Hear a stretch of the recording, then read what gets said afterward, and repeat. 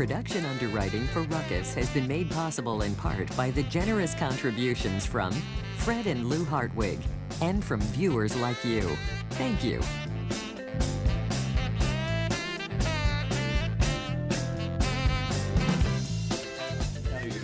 Welcome to Ruckus, our weekly food for thought fight over the news of the day and the trends of the times. Yale, Gwen, Mary, and Woody are gathered round for one last look at the campaigns before Election Day next Tuesday.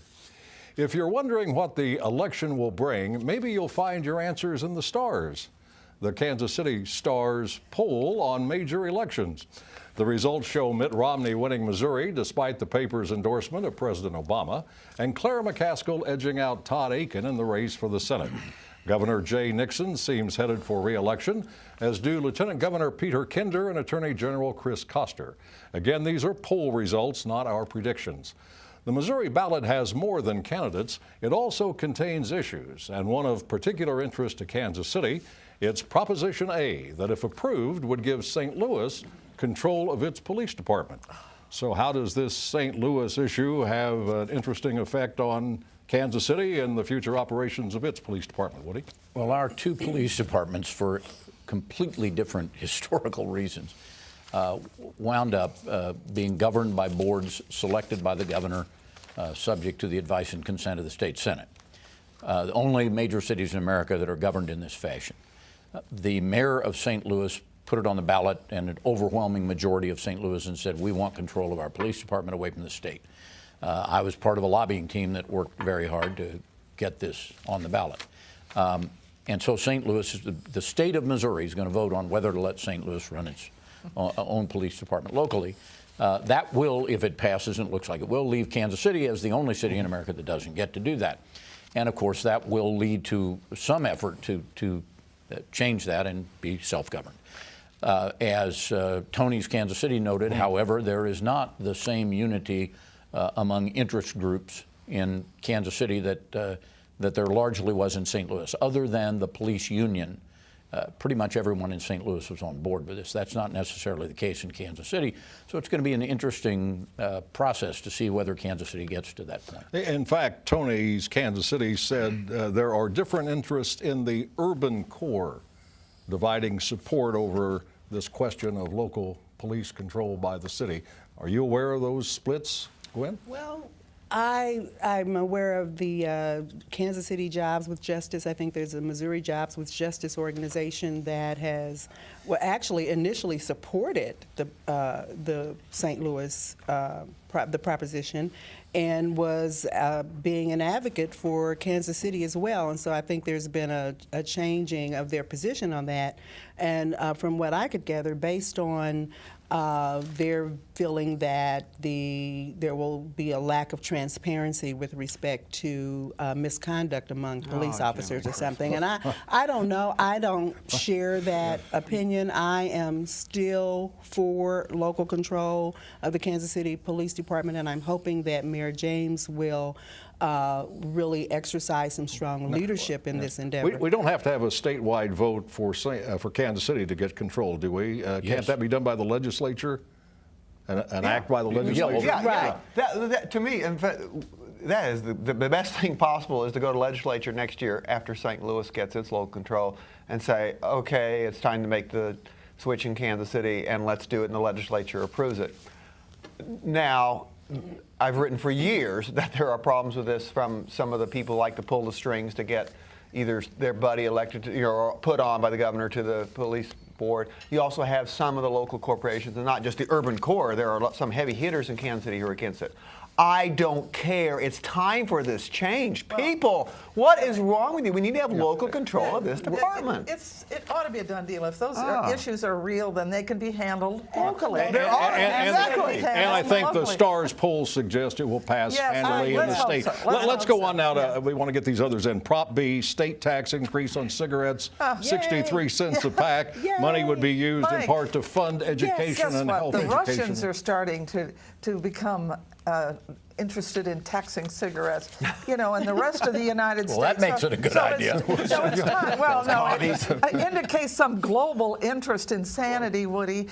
We have the lowest tax in the United States on cigarettes. It's preposterous. It's really immoral in a sense because the tax on everybody else, on property and sales Thank you, and so Reverend on. Falwell. No, I will give my opinion, Woody, and I hope you respect it on this issue because guess what?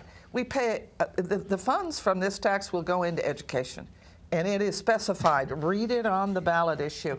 The taxes. Have we heard that before? We heard that before. Well, we was it have, but casinos? as a matter of fact, Okay. come on, That's the whole come on. basis of the campaign No. against it is we've heard this before and it didn't Well, happen. Okay, they're That's what you get for lying. They're wrong. Prop gonna E. pass. Prop E says neither the governor nor any state agency can establish a state-based health insurance exchange without a vote of the legislature this or is the this people. This is in Obamacare reference crap. to Obamacare. Yes, come Yes. on. It's ridiculous. It's just this far right-wing effort to attack Obamacare, which is ridiculous. Unfortunately, though, it's just like Missouri. We've gone so crimson so far to the right, and to the red that it's gonna pass. So if this health insurance Want it, exchange or as part of Obamacare Yes, it is. cannot be, no, I said as part of that, Yes. can't be set up by the state, well, I think It the will law be set says up the by the federal federal government government. will Yeah, I set it know, up. exactly. Yes. Yes, It didn't will, say it because- can't be set up. It said it Takes a cannot vote be set of up. the, by a vote of the legislature or a vote of the people. Exactly. So that the governor, who is a Democrat, doesn't get to do it on his own. He's got to go to the legislature. But the point is, I think, what's in the any point? case, What's the point? regardless of the It's outcome of ridiculous. this election on Tuesday, if Obamacare continues to exist and is not repealed and replaced by President-elect Romney, then we'll day we'll one. have Day these one. health Day one. insurance exchanges in The very Missouri first thing he- run by the federal government, right? Yes. Yes, of course. Great. Let's Yes. vote. course, right. Vote yes. And now it's time for Clicka and Presta. Boy. Sounds like a comedy team, but as far as I know is not. Steve Clicka and Terry Presta are the two candidates running to replace retiring Johnson County Commissioner Dave Lindstrom. Both have been elected to public office. Clicka serves on the Blue Valley School Board, and Presta is a former state representative. One key area of disagreement between the two involves public transportation. Yale, you follow this closely. What's the difference between these guys? Steve Clicka knows something about it, and Terry Presta doesn't. No, this Thank you. campaign is one of those things where you basically have Steve Clicka, a long time, Johnson County, worked on the transit issue, but also has been the Blue Valley Board of Education. In other words, he's kind of like in that moderate wheelhouse that Johnson County used to love. And Terry Presta, whom I've talked to, is a former state rep from Garden City. Been in Johnson County for a while, but he really is, real quickly, he's mailing out despicable mailers, two against Clicka, one of them linking him to Obama. I mean, first of all, it's a nonpartisan race. They're basically both Republicans as far as I can tell, but it's a nonpartisan race.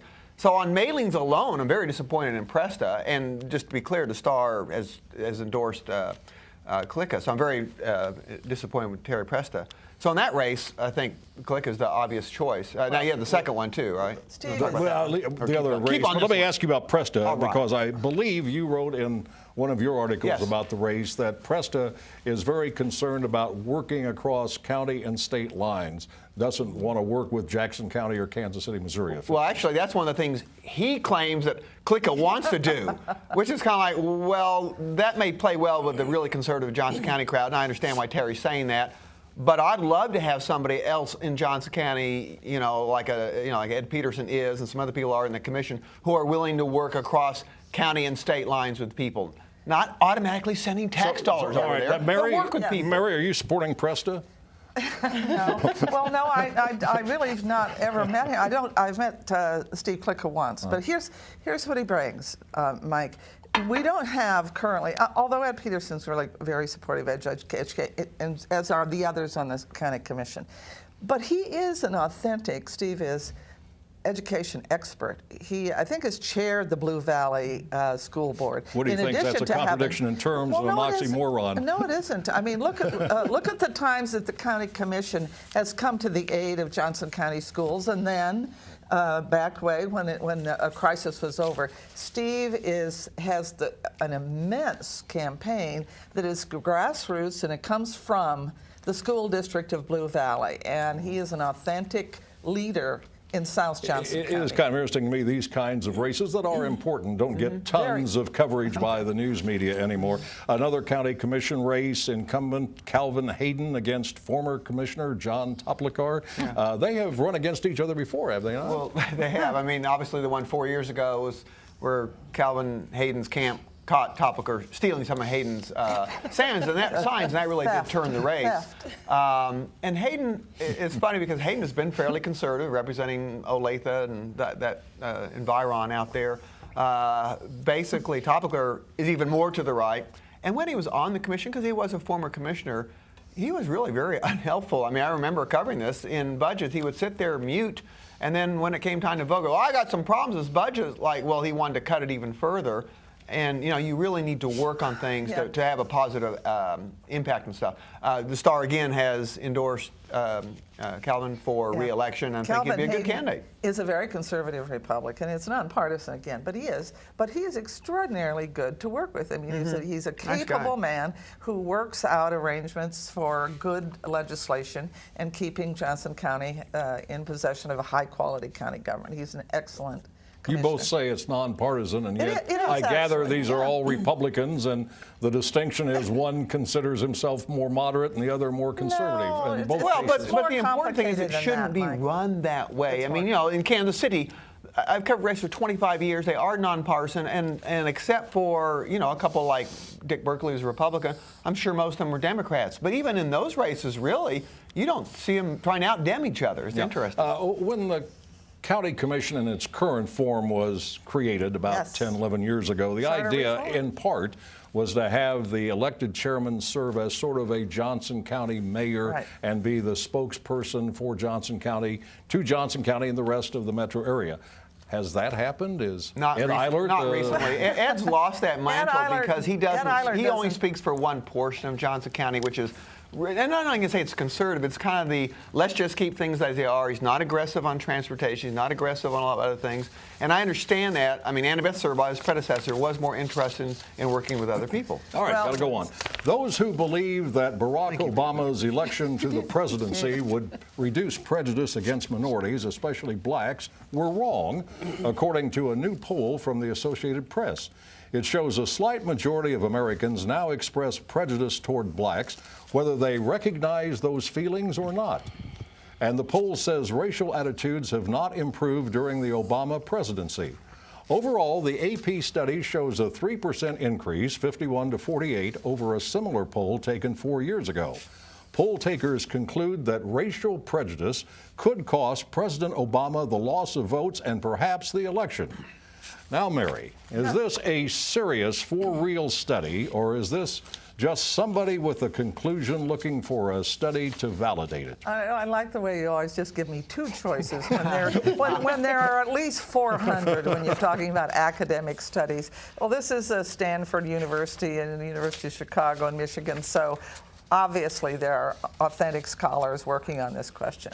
However, scholars are like everybody else. They want to publish their results right before they can sell their book on the subject, in this case, the election, which doesn't authenticate the results. Well, let's just talk about race relations, our relationships with each other, black and white and Asian and all ethnic groups in between, needs to improve in this country.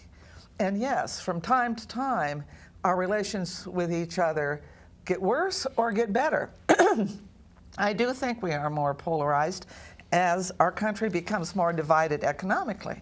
I think that's for real. Whether the president is the first multiracial president. That doesn't mean the study isn't accurate. Let me offer a couple of points about this. Sure. We have a graphic that will make it a little clearer to the audience what we're talking about. This was done online, and the questions were asked about black and Hispanic people. also asked if certain words describe blacks, whites, and Hispanics, words like violent, lazy, friendly, hardworking. They were also shown pictures that allowed the people taking the survey to measure racist feelings, even if the people did not realize they had them. Now, how are you measuring feelings people don't know they have? It measured two things: explicit And racial implicit, attitudes, yeah. which are the things we say to each other and we acknowledge that we're doing so, and implicit racial attitudes, which are those that we may reveal to others or to scientists studying the issue, but we don't necessarily know we have. The question is this got anything at all to do with the race for Does president? this have anything to do with anything? The part about I didn't see how they are making the connection to Obama about racial issues in America and how that is even related to, especially when you look at how much of the white vote he won in 2008. I mean, it's counterintuitive for me to say now that we've got this racial When in divisiveness. 1982, I supported Alan Wheat. I worked with Alan Wheat when he was the first black person to run for Congress in Kansas City. And the city was only 23% African American, and he won overwhelmingly. So it goes back and forth, and I don't exactly know what Let me get Woody and Yale in here.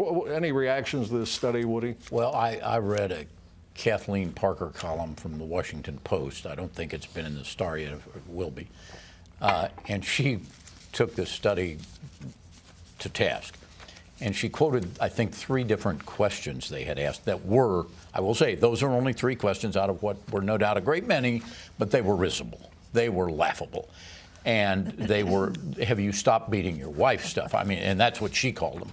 And so I failed to be impressed. We've elected a president of African American extraction. I don't say there's nobody out there with racist attitudes or anything of the kind, but that we have somehow shifted back to the bad old days. I'm sorry, I'm not buying it. There was this belief by some, and it wasn't promoted, I don't think, by President Obama, but the belief by some that if he were elected, all racial problems would disappear in America, and nobody with a brain, nobody believed that. Yale, what do you think of this study? I think it's flawed, as Woody just said, and I think you may have agreed too. But I mean, in general, yes, again, as Woody just said, racism is alive and well. I don't think it permeates the society as it did 50, 60 years ago, but of course it's there, and of course some of it is black against white and much more prominent white against black. So it's out there. I mean, the study to me, I did not read it. Some African American leaders have rightly said that when you have a first of something,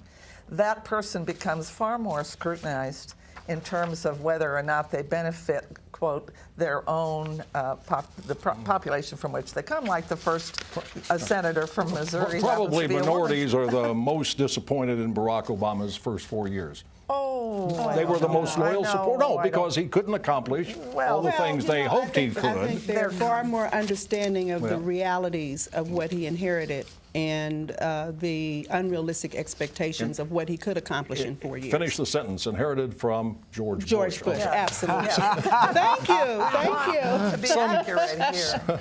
Some political analysts are now saying there's a chance, maybe not a big one, but a chance that the 2012 presidential election will turn out like the election of 2000. Ezra Klein of the Washington Post writes about the possibility of Mitt Romney winning the popular vote but losing the election. There have been 5 presidential elections out of 56 where this has happened. Well, just for the sake of discussion, let's consider this hypothetical. Romney wins the popular vote. President Obama wins in the Electoral College and therefore becomes president. Now, Democrats reacted angrily when Al Gore won the popular vote but lost the electoral vote to Republican George Bush in 2000. I wonder how Democrats would react if the tables happened to be turned in 2012. Gwen? I think they would be elated. I mean, they wouldn't complain about this? Absolutely not. I think the response would be what's good for the goose is good for the gander. I mean, it's unfortunate that what happened in 2000 is far better when you win the popular vote and the Electoral College. That's the way it's designed to work, and most of the time it works that way.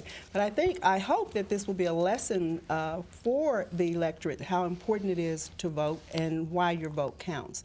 But I don't think we're going to have that situation this time. I think the pollsters some are saying that there's a possibility, but I think all of these different polls floating around now, it's really kind of hard to tell. We know it's going to be tight. We know it's going to be a tight race.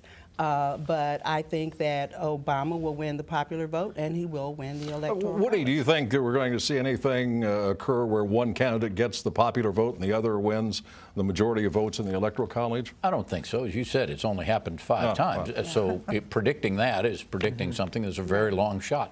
I don't think that's going to happen. I have the opposite view from Gwen's, but I don't think it's going to happen.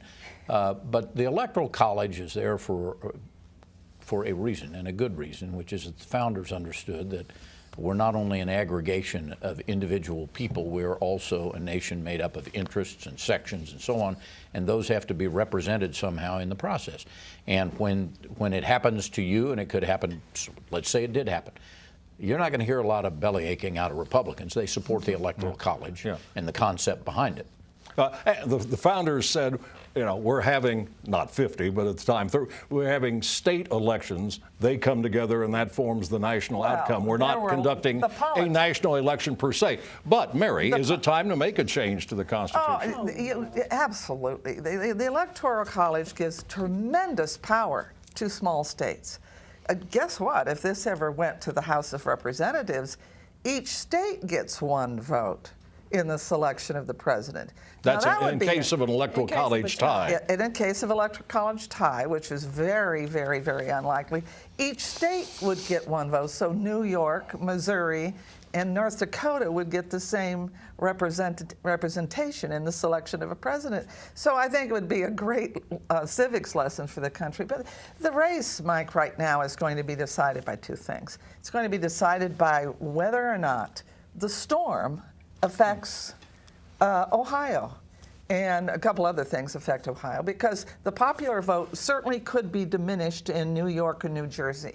The president will carry those two states, particularly since the performance that he's turned in on FEMA, which Romney wants to do. That was quite a scene yesterday with Governor Chris Christie talking about we're almost out of time. How wonderful Barack Obama is as a leader and a manager, and how much he's helping New Jersey. And this is the man who was the keynoter at the GOP National Convention. The second thing that will matter greatly is whether or not the efforts at voter suppression in Florida and in Ohio, whether or not the Democrats trying to suppress votes there? Oh, stop. That's what I've heard. You won't never acknowledge it exists, but your party is paying millions of dollars to see that it does. They're very real efforts. Efforts to keep people not only from knowing where to vote, but how, early voting, Sunday voting, and what happens when you get in line, all kinds of things. Those are the two things that matter. All right, and now that we know what matters, we turn to Roast and Toast, where the Ruckettes cheer or jeer people and events in the news. And we start tonight with Woody.